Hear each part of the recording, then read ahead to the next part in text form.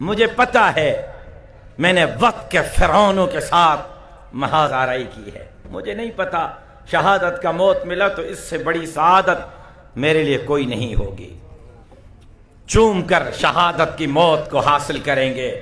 لیکن علماء اکرام پیشن گوئی کر رہا ہوں، آج میرے الفاظ لکھ لو، اتنا قدم سندھ میں بڑھا لیا ہے کہ ایک مرتبہ پھر سندھ باب الاسلام بنے گی، اور مستقبل قریب میں سندھ کے وزیر اعلیٰ ہاؤس پر سنے، اور مستقبل قریب میں اور یہ بھی پیشن گوئی کر رہا ہوں کہ انشاءاللہ مستقبل قریب میں جمعیت علماء اسلام کا جھنڈا سندھ کے وزیر اعلیٰ ہاؤس پر ضرور بالضرور لہرائے گا انشاءاللہ۔ آپ کی دعائیں ساتھ رہی، اب کوئی مائی کا لال جمعیت کا راستہ نہیں روک سکتا، لہذا ہم نے قدم بڑھا دیا ہے، اب علماء اکرام آپ کے قدم بڑھانے کی دیر ہے۔ اور ایک بات کہوں، ناراض مت ہوئیے گا، دل کا ایک درد ہے آپ کے سامنے رکھو۔ 6-7 سال کا تجربہ،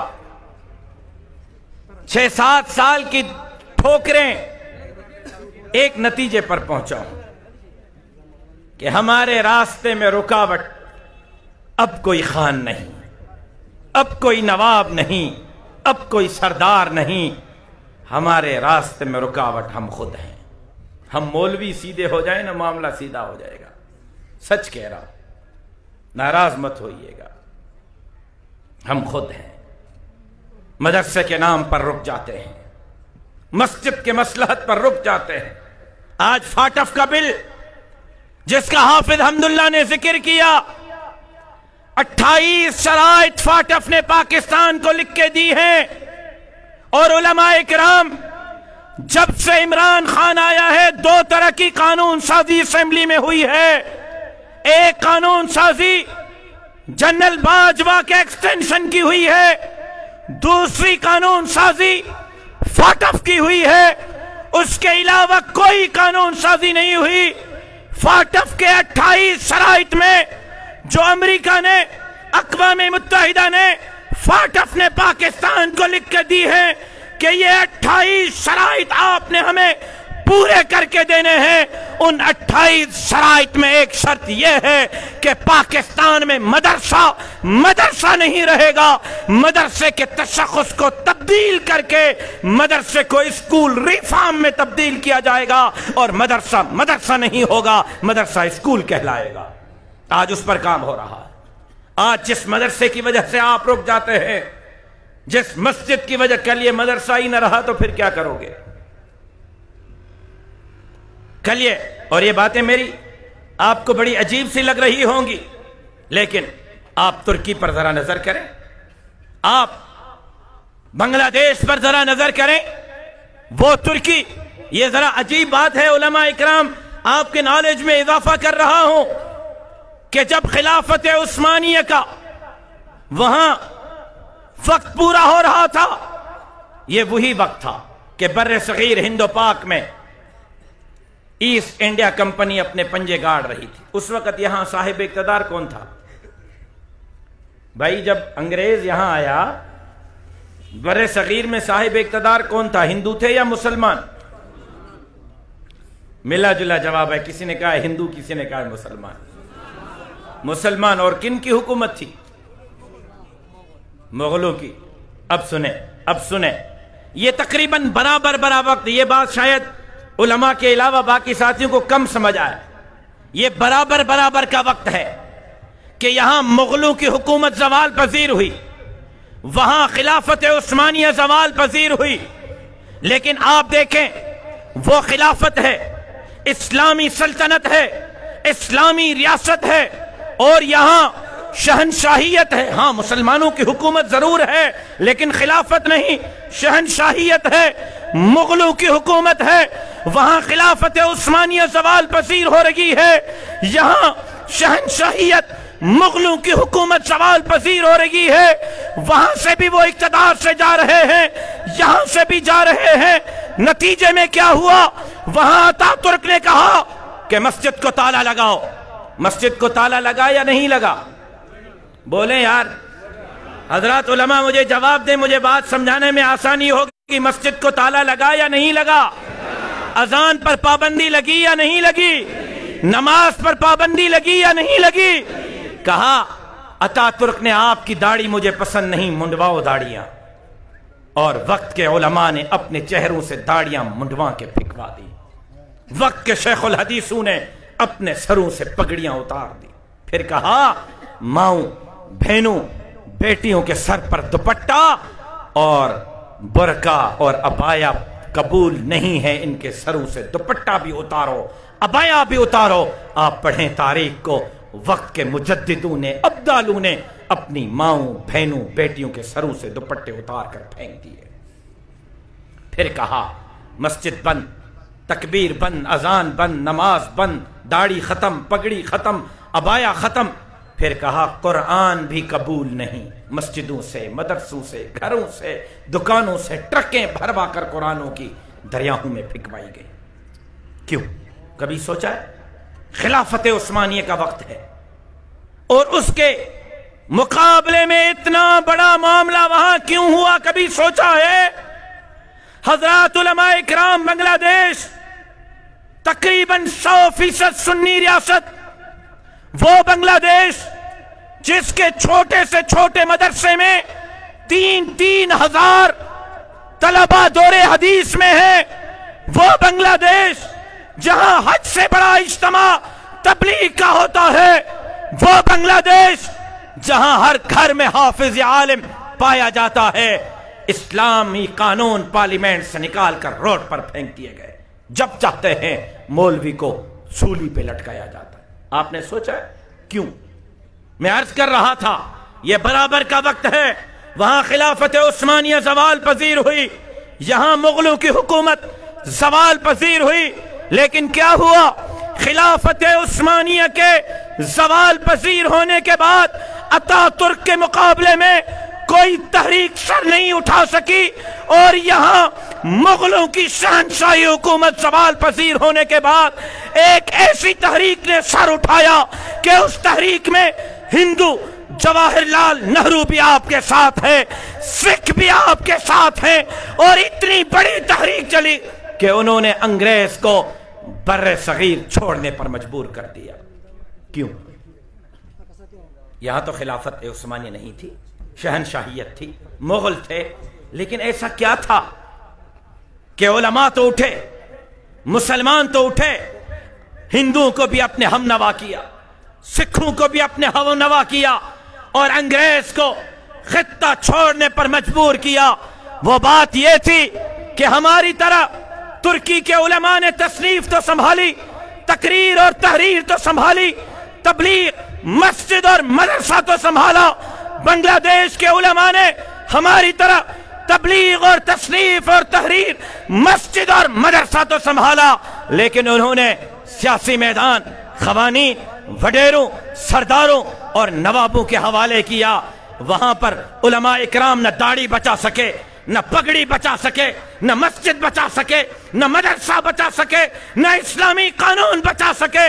لیکن یہاں کے علماء نے اپنے طالب العلم کو، دارالعلوم دیوبند نے اپنے طالب کو، حضرت نانوتوی نے اپنے شاگرد کو، حضرت شیخ الہند نے اپنے شاگرد کو، مفتی محمود نے اپنے شاگرد کو سیاسی میدان دیا، سیاسی شعور دیا. اس سیاسی میدان کے بدولت، اس تحریک کے بدولت انگریز کو بھی کل یہاں سے دم دبا کے بھاگنا پڑا. میں دعوے سے کہتا ہوں انشاءاللہ شیخ الہند کی جانشینی کا حق ادا کرتے ہوئے مولانا فضل الرحمان کے قیادت میں جمعیت کے یابابی یہودیوں اور نصرانیوں کے ایجنٹ کو بھی یہاں سے بھگانے پر مجبور کریں گے.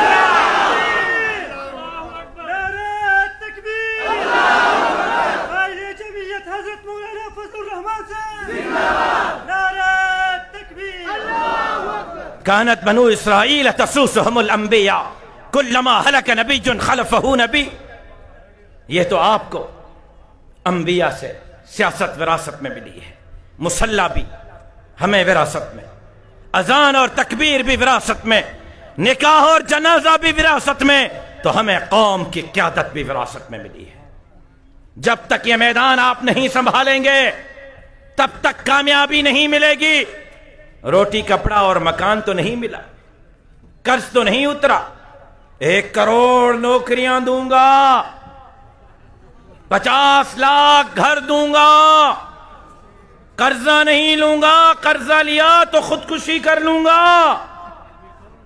اور 3 سال میں 1 کروڑ نوکریوں کی جگہ آپ جائیں تحقیقات کریں, کیمرے ریکارڈ ہو رہے ہیں, ذمہ داری سے بول رہا ہوں, 3 سال میں 30 لاکھ سے زائد لوگ بے روزگار ہوئے ہیں. 30 لاکھ سے زائد.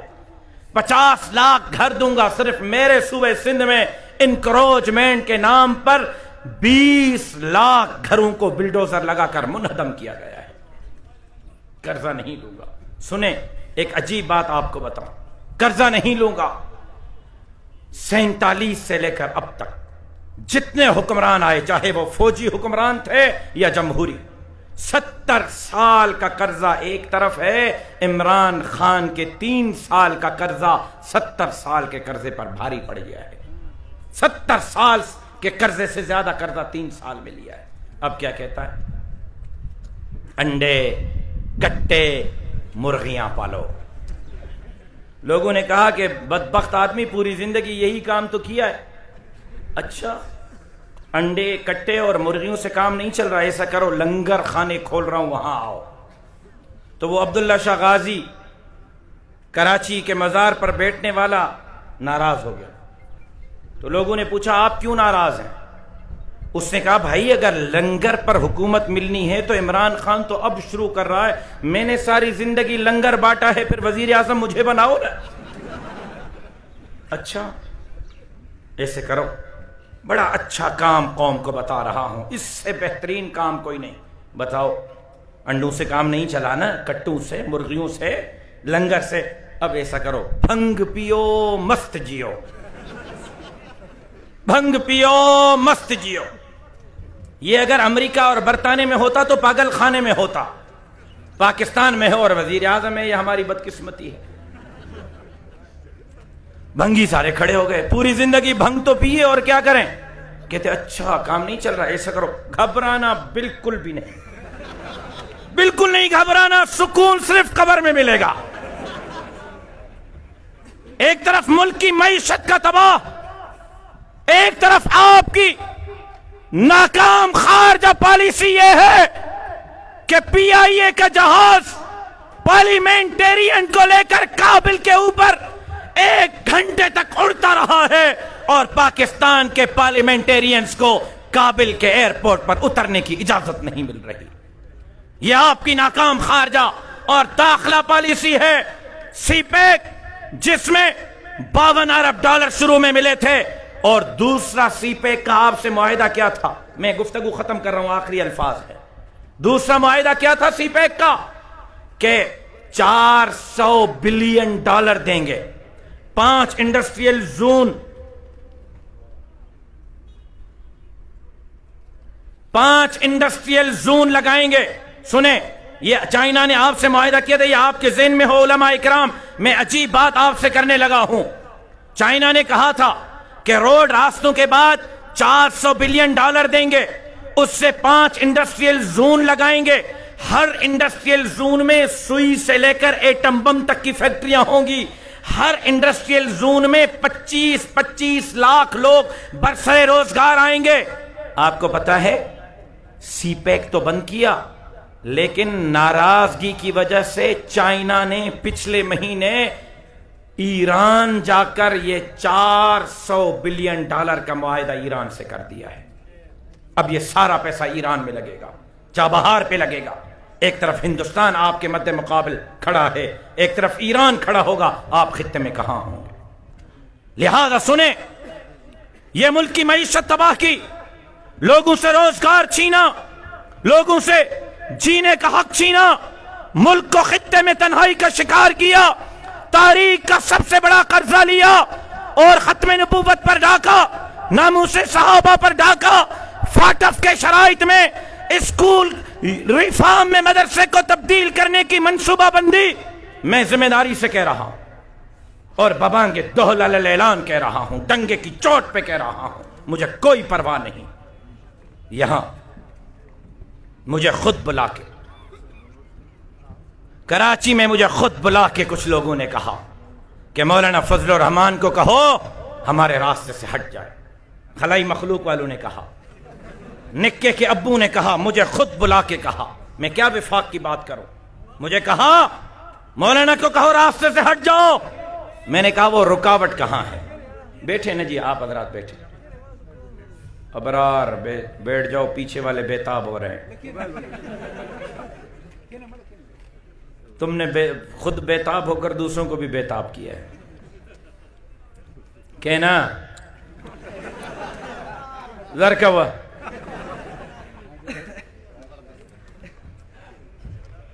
سنیں، ان کو چھوڑ دے، مہربانی کریں، میں 2 منٹ میں گھڑی دیکھیں، 2 منٹ میں ختم کر رہا ہوں۔ میں بہت اہم باتیں عرض کر رہا ہوں۔ خطے میں تنہائی کا شکار، داخلہ اور خارجہ ناکام پالیس، 30 لاکھ لوگ بے روزگار، 50 لاکھ گھر منہدم کر دیے۔ میں آ رہا ہوں اس پر، اور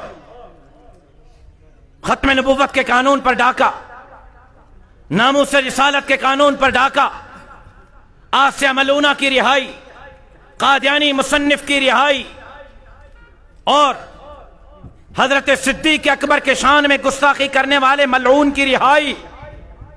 پھر مجھے خود بلا کے نکے کے ابو نے کہا مولانا کو کہو راستے سے ہٹ جائے۔ میں نے کہا وہ رکاوٹ کہاں ہے؟ اس نے کہا ہمارے اور مدار، دیکھیں موبائل ریکارڈ ہو رہی ہیں، کھلم کھلا علی الاعلان ڈنگے کی چوٹ پہ بول رہا ہوں۔ کسی میں جرت ہے تو مجھے جھوٹا ثابت کرے، میں تاریخ، آفیسر کا نام، سب چیزیں بتانے کے لیے تیار ہوں۔ کیا کہا؟ کہ ہمارے راستے سے ہٹ جائے۔ میں نے کہا رکاوٹ کہاں ہے؟ انہوں نے کہا رکاوٹ یہاں ہے، رکاوٹ یہاں ہے کہ مدارس کے نصاب کو ہم تبدیل کرنا چاہتے ہیں اور مولانا ہمیں نصاب میں تبدیلی کی اجازت نہیں دے۔